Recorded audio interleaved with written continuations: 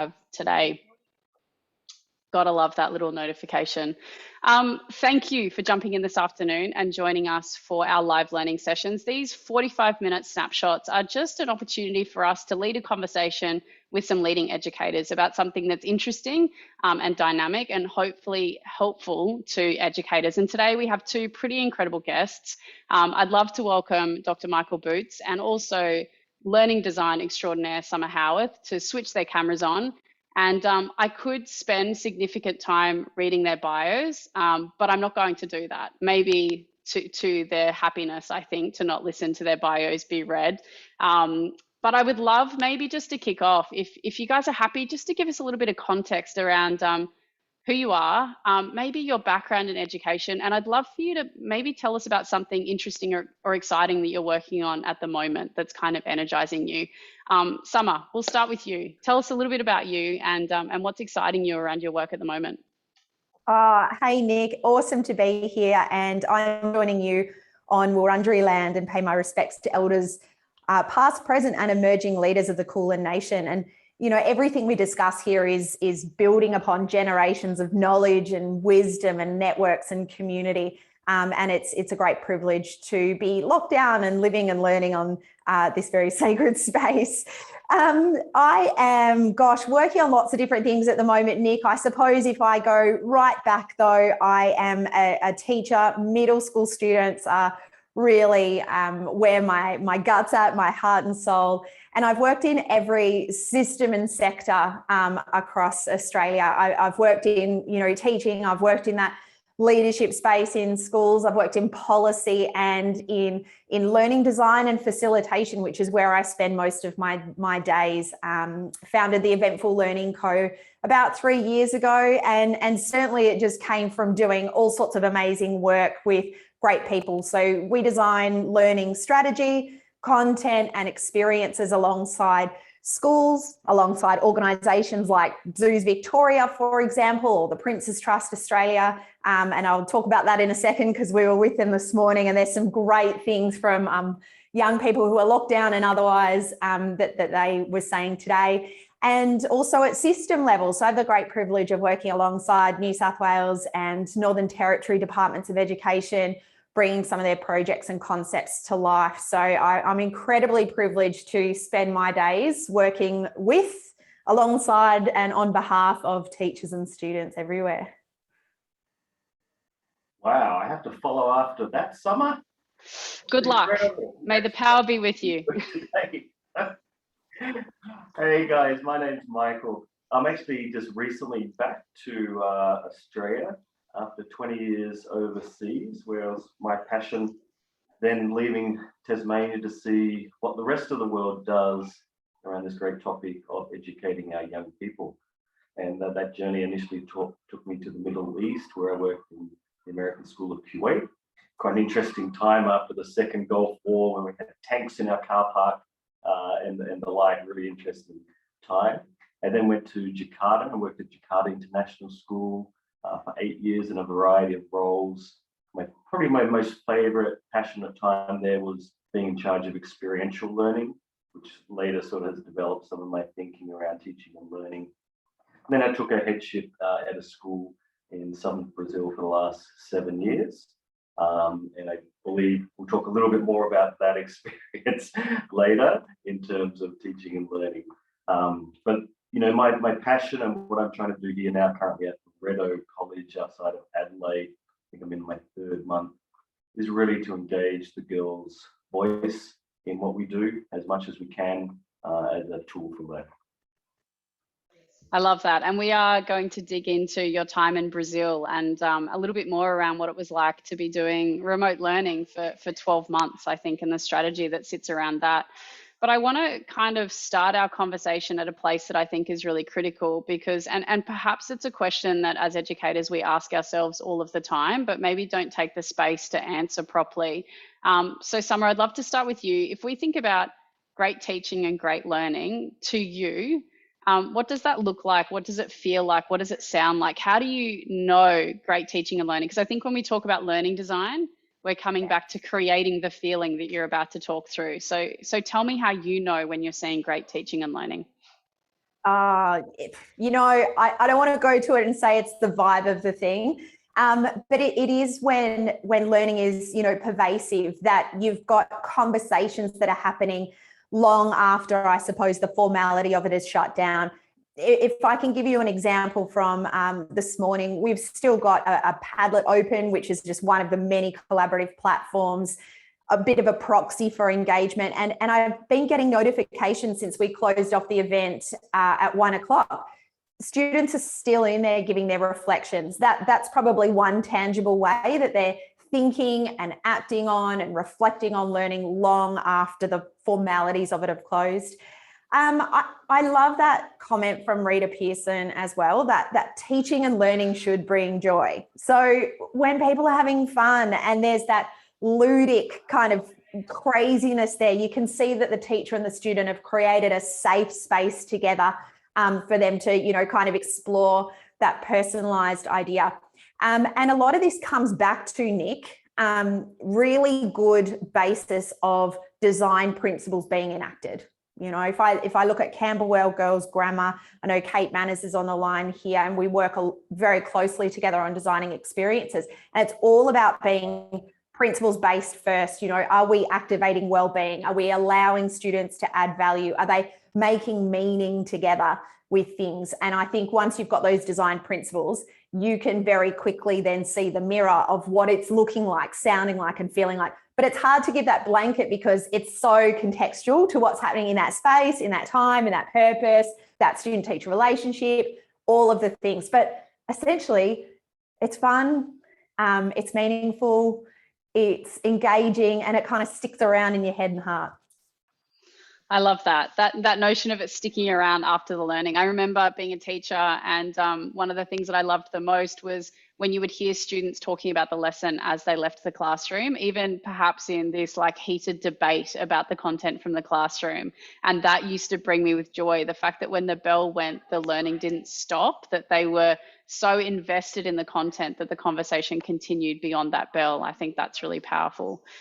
Or you have to kick them out, you know, yeah. The bell's gone and you're still sitting there like, oh, okay. We had a situation online with some students in the NT last week.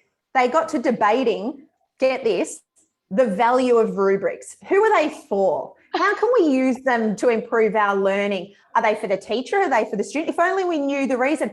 I'm online, the teacher's in the room, we both hear the bell ring and we're both thinking, shh, don't say a word. Let them keep going. This is year 5 and 6 students as well. You can't kind of capture that in a sentence. You just have to be there and you just have to capture that, right? Yeah, that's so interesting. I think I was working with a group of year 10 students today, and they were asked, you know, at lunch, time to be back at this time. And they all started wandering in about 12 minutes before the start time, and were actually all seated working on their projects before the time that they were supposed to be back. And I kind of had that twilight moment feeling when you're looking around going, you got a little bit more time here, guys. But they were so invested in what they were doing. So yeah, I love that narrative around it. It's sitting in their space beyond the teachable moment. I think that's a really nice way to place that. I mean, Summer, you've got like an incredible breadth of relationships and also work across Australia. And Michael, I'd love to hear from you around that global perspective, looking at a few different spaces in all of the places that you've worked in all of the countries and contexts and cultures that education is operated in for you. What does great teaching and learning look like in your experience? Yeah, it's really, when we reverse those words, right? It's great learning through some sort of facilitation, which could be called teaching. And when we focus that, and I always train our younger teachers coming up, the moment you get in the room and you realize it's about what they're doing and what they're learning and how they're learning, why they're learning, not about what you're doing as a teacher, it's like that magical sort of switch in thinking about why are we here and why are we doing these things. It's sort of akin to people who are really good with languages. Often when they learn a second language, they know this sort of feeling of, wow, I know how to speak another language, when they start dreaming in that other language. And I always sort of relate that to the day a beginning teacher or even an experienced teacher, because sometimes we don't quite get there, go, it's about what they're learning as learners and not about what I'm doing. And so what does that look like and feel like? I guess, you're looking for sort of high level cognitive engagement. You're looking for lots of voice. You're looking for choice. You're looking different ways to exhibit that learning on a very authentic way. I'd say some levels of inquiry, some levels of guided self-direction and inquiry. I'm not necessarily advocating for an entire unit year of full-on inquiry, but that facilitation of passion. And then I think, time for reflection. Learning is a reflective process. And, coming back to what Summer said, those kids that don't want to leave, sometimes that's just because they want to process it further, right? They want to reflect, why am I learning this? And, when you're facilitating that, and whatever it is you're intending for your young people to learn, it's giving them lots of feedback. It's providing passion for them. That's the relationship part. Okay, and like Summer started with that, and I'm going to finish with that. Relationships drive school improvement and learning. Yeah, I love that we've brought it back to people at the core of great teaching and learning. And I think what you raised then, Michael, around the fact that it's like pedagogy for purpose. Like, I don't think anyone's advocating for one particular pedagogical approach or tool to be used in every classroom and every experience. I think the secret sauce of educating and facilitating learning experiences is being able to pull the right pedagogy out at the right time for the learners in the moment. And so in thinking about that, I'd love to dig in a little bit more specifically, Michael, to your experience, I think, with remote learning overseas, and try and lean into, I think we're obviously educators here, particularly, I mean, I'm in a fortunate state. I was saying to Summer before we hit record that apparently you can't catch the COVID in Queensland. It does feel that way at the moment. And so, we're quite fortunate that teaching and learning has been relatively uninterrupted for us over the last 18 months. But there are significant parts of Australia, Victoria particularly, and New South Wales more recently, that have had to endure very disrupted learning experiences this year. And probably, I would imagine, for many schools and school leadership teams, haven't necessarily had the space or time to think strategically about the learning design or architecture that might sit across that experience. And certainly I know from our conversations, Michael, when you were working in Brazil, I mean, this was something that was over 12 months of kind of curating an experience for young people that kept them tapped into education over a really extended period of time. I'd love to hear more about that, and maybe how, as a school leadership team, you approached like the design and architecture of that experience, particularly over such an extended period of time. Yeah, thanks, Nicole. And I would like to preface this a little bit by saying we were planning, and we knew we were going to plan for this for a long time. The day I left Brazil, whenever it was, March, April, there was 5,000 deaths a day. If you look at the data, Brazil is the worst country on earth in terms of mortality. One of the more positive things is, doesn't sound positive when I put it this way, we're one of the last countries actually to be majorly impacted. And in the world of international education, you're very well connected with your colleagues around the world. So I remember leaving Australia actually after holidaying here in January and going back. I just spent all of February on the phone in Zooms to my colleagues in China. What's working, what didn't work, what advice do you have? And we did that for weeks and weeks and weeks. So the Australian context of that is learn from others. What's working well and what's successful. And again, we sort of had the impression that we were going to do this for at least 6 months, was what was in the back of my head. And so one of the first things we considered is rethinking the schedule. A regular school day schedule arguably is not ideal for learning anyway. So why would we try to replicate that in this synchronous or asynchronous online world? And we sort of knew from our colleagues in China that this was going to be really hard as well on the students, on the parents, and on the teachers, and on the system.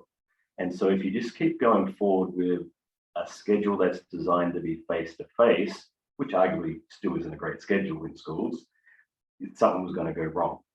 So the first thing we did was start the day later. And I was able to advocate that in the community because there was no commuting, there was no drive time.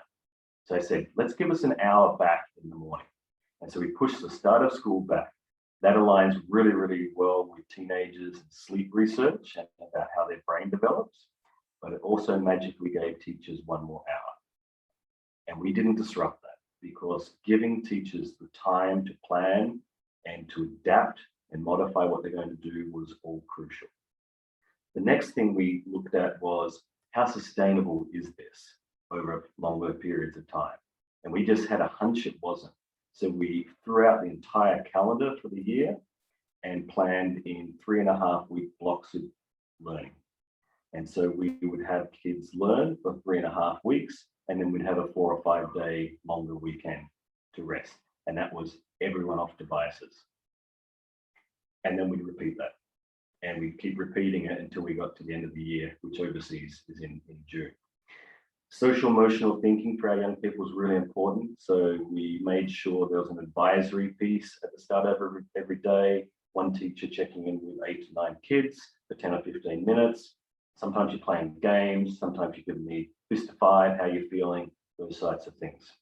The other exciting opportunity we could see in an online world was creating what we referred to as teacher office hours. And literally that was the last half an hour of the day. Every teacher had their Zoom link, and if a kid wanted to follow up with you, or they forgot something, or they didn't quite understand something, they could go back and check in with that teacher. And that worked really, really well. And it was time off for the students to follow up individually. So when you think about self-directed and self-guided learning, we were able to help them on that path. The second thing that we found really important, remember, on a longer sort of thinking, is rethinking access to support materials and the like. So we turned our entire library online, and you could check out those books until I think it was a Friday afternoon, and then we'd leave them in a bag out the front of the school for parents to come and pick them up on the Monday morning. We did the same in the younger years in terms of learning kits. So we had, like, I just remember taking over the entire gym, 700 kits of clay and all these different things. So when kids are at home, we had things for them to manipulate and use and learn in an appropriate way. Brings me to point 3, which is you've got to totally rethink your pedagogy. And some of the things that worked really well for us were having things at home to use. When we're looking at screens, we had a strong belief from the get-go, screens are on, so we know we're engaging unless the teacher says they're off. Got rid of all the funny pop-ups and all those things. They just don't work. You've got to get rid of all those things out of your classroom. Lots of breaks. Okay, so we extended the breaks during the day. We had brain breaks. If you had a block class of an hour and a half, mandatorily you had to have a 10-minute brain break in the middle. In and around April, very interesting, one of the doctors who was a parent brought me all this research on the impact that it was having on kids' eyes. And so if they stare at a screen like this for more than 7 minutes without a break, it's causing long-term damage that we get to realize yet. And so one of the things we would do is look at the ceiling, look at the floor, do anything.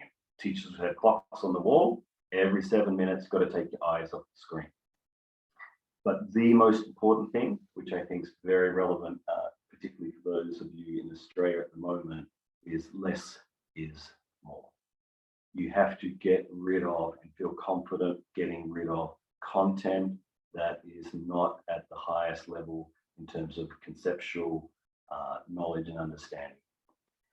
If you're sort of going, why are we teaching this part of history? Nothing against our history teachers, when there's something probably more cognitively important, such as fundamental reading and literacy skills, get rid of that. And so we really reduced the coverage of the curriculum to make sure we were teaching more in better ways. And then the last part is just this notion of rethinking who are your partners. And you have to engage your parents. And so every Thursday night with 7 p.m. we have a webinar. Normally we get 200 or 300 parents, and most of it was 5 minutes of updates. Here's what we're doing. And then you'd sit there for an hour and answer questions. And most of it was people just wanting to vent and go, this is really hard. I've got a 4-year-old, I've got a 12-year-old, and we're just there going, we know it's hard, thank you for trying. And so I think those are the 4 areas that have been impactful for us when we're online for such a long period of time. Hey, Nic, I might jump in as well and say, you know, we in Victoria here, I've just surpassed 140 days of remote learning. And, you know, I'm kind of going to challenge that notion that there's been a lot of disruption to the learning, perhaps in the early days because we were figuring out systems and operations. But to give you an example, when we were last thrown into a 3-day lockdown, you know, 3 months ago, the processes now are so clear. And I think a lot of what you're saying, Michael, have become, you know, almost part of the DNA now of school operations. You know, I know of, again, one of the schools I work really closely with, Camberwell Girls Grammar, we were told at 5:30 on a Friday afternoon, a Thursday afternoon, sorry, that we were going into lockdown, which meant remote learning. Now, there was a 2-day Friday and Monday event for all of Year 9. That was pivoted on the spot to be a remote learning because the systems were already set up and the DNA of the planning.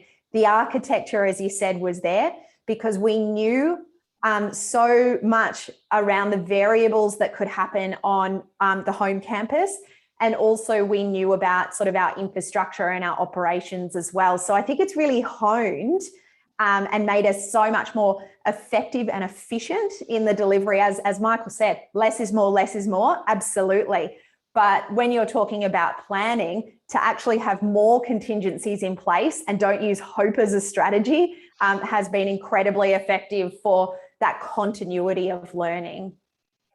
Can I dig in a little bit, and Summer, maybe if you want to kick off, and Michael, I'm sure there's something you can add to this. There's a piece that we're not talking about here with the pivot to remote learning, which is that equity piece. And I'd love to unpack a little bit, Summer, in some of the schools that you've been working in and some of the great work you've seen of teachers around how we're bridging that equity gap for our remote learners who perhaps don't have everything that they need at home to stay connected all the time. Yeah, look, it's a continual challenge. And, you know, I would say the learners and also the educators. We did a bit of a deep dive with about 400 Victorian teachers in the kind of midnight storm of big lockdown. We're calling that last year. I don't know if this one is either. Where we is this like big lunch and little lunch, like as a kid? Yeah. So it was.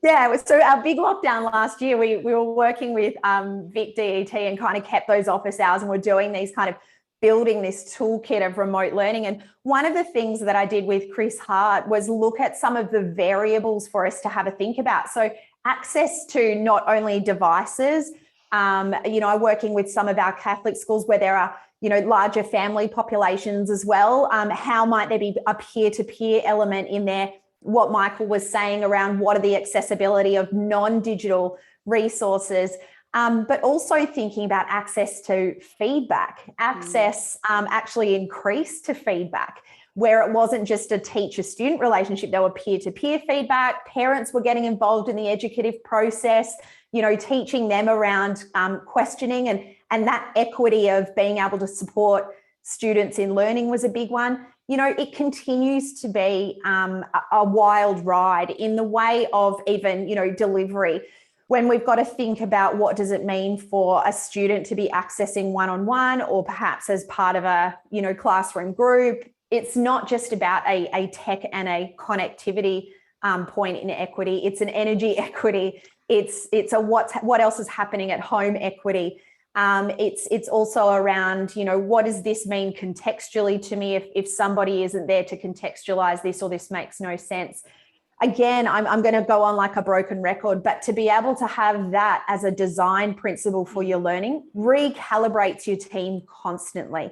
So what assumptions are we making? What variables are, I guess, rogue, are not in our control, and what variables are sort of tightly within us as well?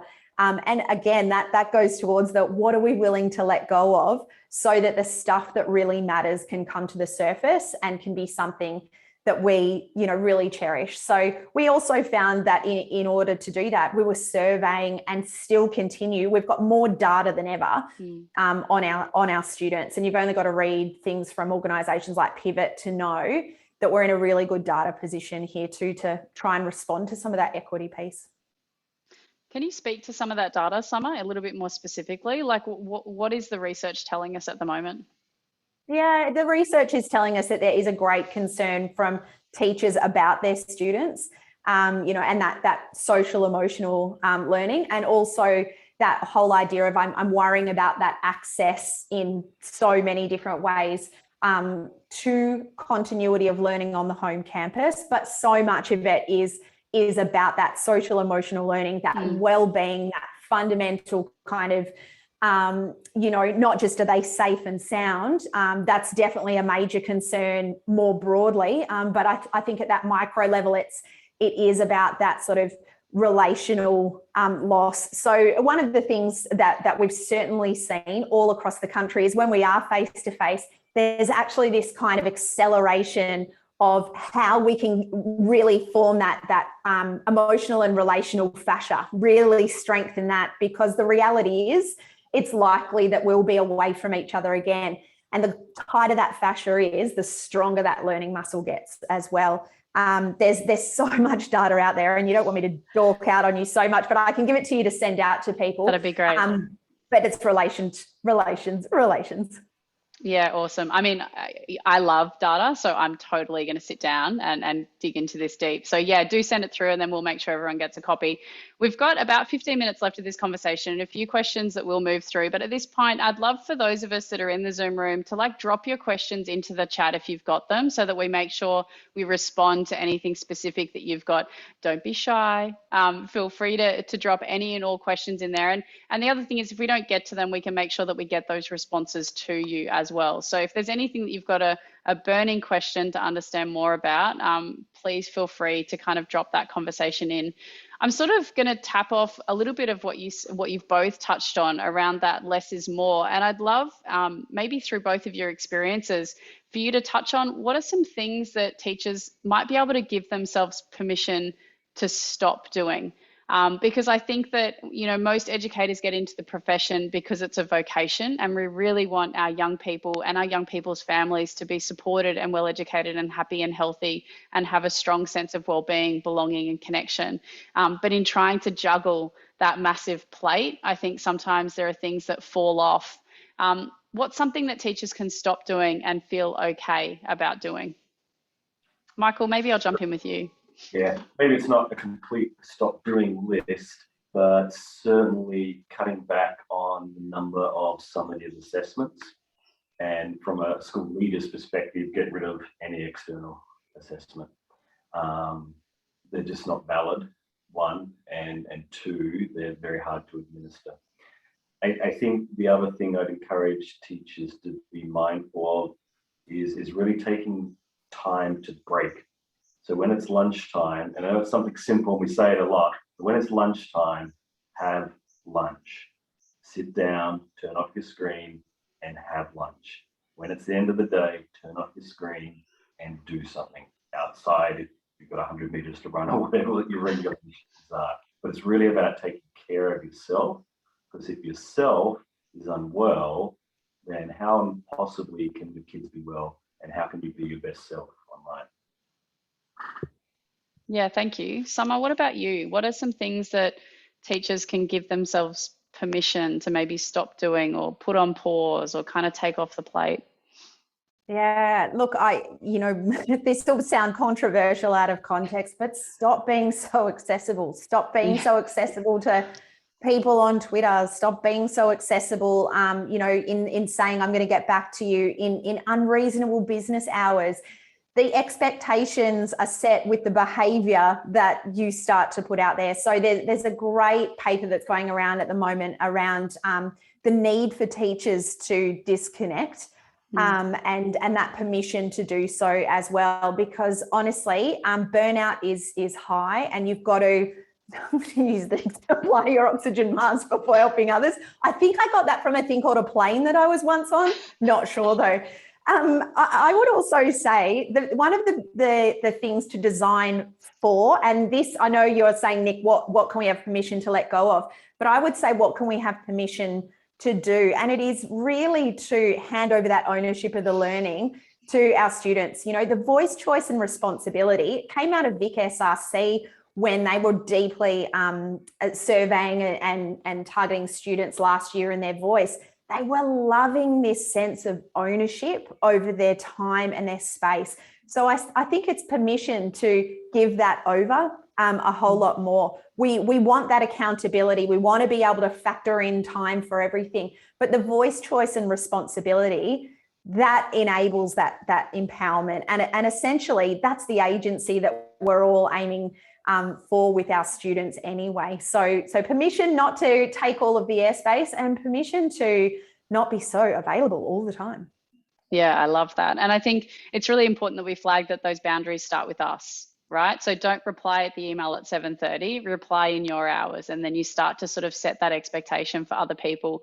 Kate's asked a cracking question, which is, and I love the line that's come out of this at the moment, like, who led your businesses or your organization's digital transformation, and how many organizations are saying COVID led our digital transformation, because there has been, if anything, this rapid adoption of some technology that has perhaps been a win for learning design. And so I'd love, maybe we'll start with you, Summer. What's the biggest win, in using Kate's words, for learning design to emerge in the remote space?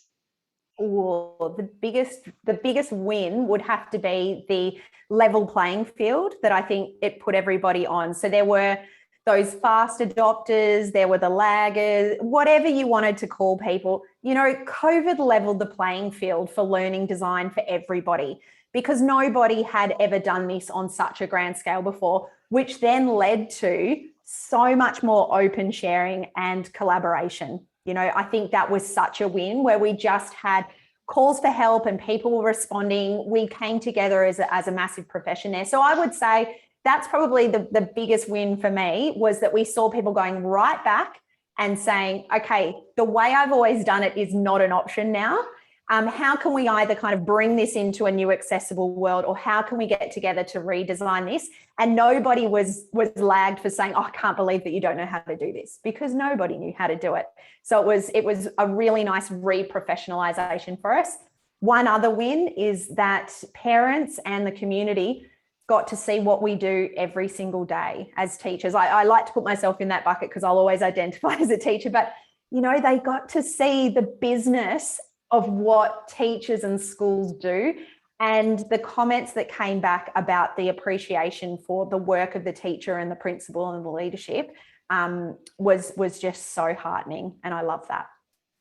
I think that's a really important point to raise. Like, in some ways, the move to remote learning has enabled a space for us to make learning more transparent. And I think, coming from a high school education background, I feel like our young people move from primary school into high school, and we kind of close the school gates to the family in some cases, and we stop showing them what's happening in the classroom. And if anything, this has enabled that conduit between the home and the classroom learning to be really transparent again, which, as an advocate for like project-based learning, I see our projects as a vehicle for those showcases. But yeah, I think sometimes it's really hard for our community and our parents to understand what it is that their young people are doing when they step foot in our schools. And this has kind of eroded those barriers and those blockers, and maybe some of those assumptions about what classroom looks like today, which I think has been really important for educators. Michael, what about for you? What's been a really big win for learning design off the back of this? Yeah, definitely endorse what Summer said. And I'd also advocate for the position, if you didn't think that learning through teaching was about social and emotional effects and social and emotional intelligence, and that you were one of those people who had to make sure you and your children are well in whatever subject you taught. I think we now all realize we need to be that person. Often, and this is big in the United States, there's armies of counselors that come into school. Now in Australia, we have certain models where we go to, and these are the key people in terms of the social emotional education, wellness and life. But if we're not realizing now everyone is accountable to that topic, first and foremost, whether you're online, asynchronous, or in front of young people, you've missed the boat. As indeed Summer mentioned, you couldn't have missed the boat with technology. That's so important. I'd love to sort of, and feel free again, guys, just welcome to throw your questions, guys, girls, and everyone in between, throw your questions in the chat so that we can obviously address in this last 5 minutes anything that's sort of sitting in your headspace. I kind of want to throw the light onto our school leadership teams for a moment, because I think that for the classroom teacher who's perhaps listening to this conversation and some of the structural elements that have supported the shift to remote learning, that there might be this feeling of, I can't make that happen. You know, that's beyond the powers that be for me to enable some of those larger structural changes to learning. So I'd love to kind of throw as a message to school leaders, or how would you sort of ask our classroom educators to approach these conversations with school leadership teams around easy wins that perhaps leadership teams could put into play to support classroom teachers at this point in time? Because I think that this is the important conduit, right? Like, how do we get our school leadership teams to kind of pick up the easy wins that will really support our classroom educators? So I guess what I'm asking is, as a classroom teacher, what are some easy wins I can take to my school leadership team that might really support me and also be really viable options for a leadership team to put in play? Who wants to go first? Are we going to go buzz in? I mean, Michael, it looks like you're buzzing, so I feel like that means that you're in. Yeah, look, here's the thing, like, there's no perfect teaching environment when we're set up as we are currently, right? It's just not.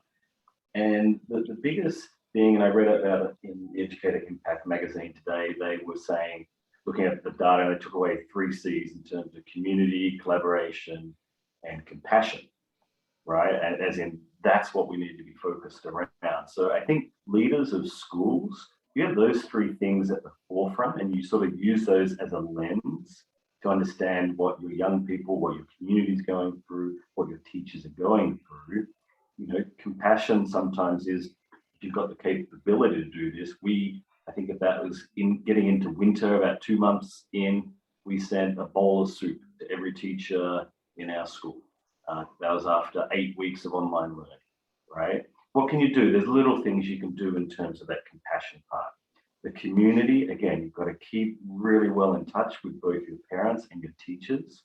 I'm a big advocate for probably even up the ante a little bit on meetings that aren't sort of agenda topic meetings, but it's like, go out in the breakout room and have a chat with a colleague who's teaching year 2. I bet you've had a bad week as well, right? So there's that compassionate community piece.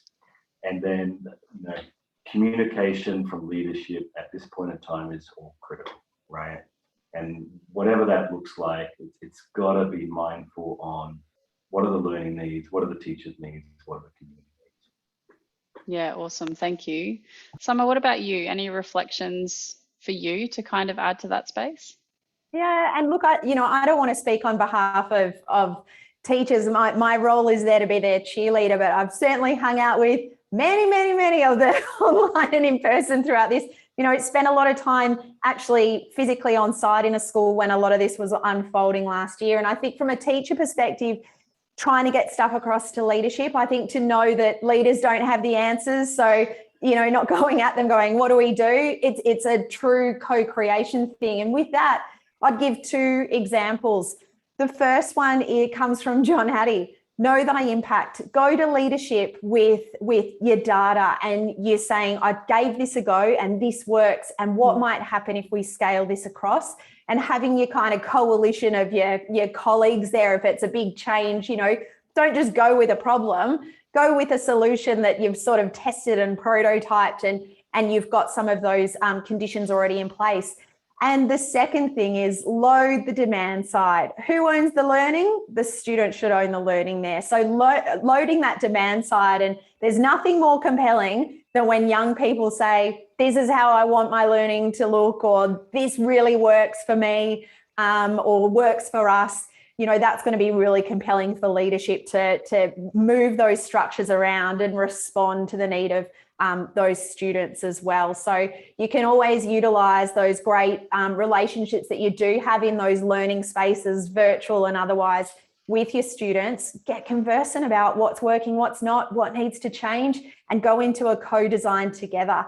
Now is the time for that. You know, it's a hot, right time to say, hey, imagine if we come out of this the other side in a couple of years' time, we redesign some of those really stale functions of school, and we can hand on heart say, and we did that together. And it was truly student-led. Teachers knew those students, what they needed, what they wanted, and what worked, and leadership worked to their positions and worked to their, you know, ability to move those mountains. I'm seeing it across schools. I'm seeing it across organizations. I'm seeing it across systems, student voice, ministers' advisory groups that I get to work with in New South Wales, in Victoria, and in the Northern Territory. You know, students are at that centre there, and they're leading system change. So load that demand side and get out of the way. It's a good thing.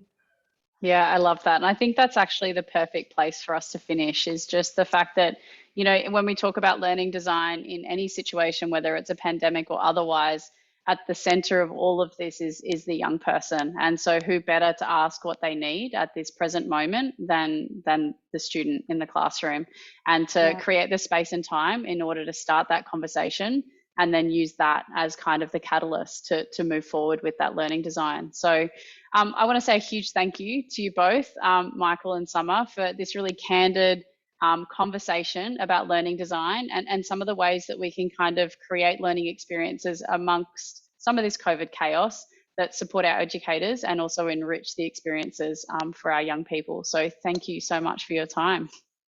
A great pleasure, a great pleasure. Nic, I would finish as well by saying the biggest question that we're asking at the moment, how can we design certainty in? It's a big one there. And I think that conversations like this go a really long way to do that. So thank you for all you're doing as well. Awesome. Such a cracking afternoon. Our next live learning session is actually on the 12th of October. So we'll follow this conversation up, and we're going to be talking about how we design schools for teacher and student wellbeing. So off the back of thinking about our classrooms, we're actually going to think a little bit more holistically about how we really purposefully design schools that support the wellbeing for teachers and students. So we really hope you can join us for that conversation. Thanks again to Michael and Summer. Have a great afternoon, everyone. Stay safe, look after each other. Stay safe. Thanks, Nic.